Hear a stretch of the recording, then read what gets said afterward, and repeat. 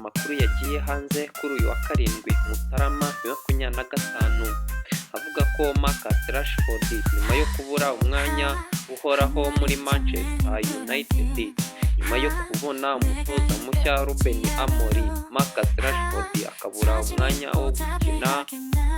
Marcus Rashford ari kwifuzwa n'amakipe atandukanye ariyo AS Milan yo mu gihugu cy'Ubutaliyani ndetse na Juventus ndetse n'ikipe ya Borussia Dortmund yo mu gihugu cy'Ubudage.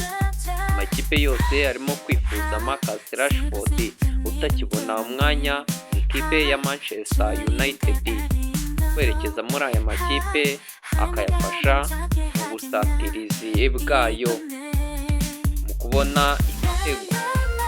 Marcus Rashford biravugwa ko yava muri Manchester United atijwe akerekeza muri imwe muri aya makipe twavuze haruguru ariyo AS Milan yo mu gihugu cy'Ubutaliyani ndetse na Juventus nayo mu gihugu cy'Ubutaliyani, tutibagiwe Borussia Dortmund yo mu gihugu cy'Ubudage.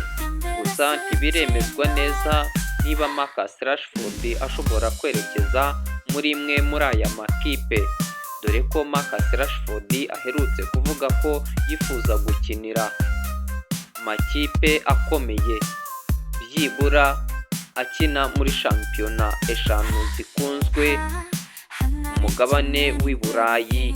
Ibinyamakuru bitandukanye ku mugabane w'i Burayi bikomeje gutangaza ko aya makipe ariyo yamajije kwegera Marcus Rashford akatangira ibiganiro nawe kugira ngo ayerekezemo ayafashe mu busatirizi bwo kubona ibitego.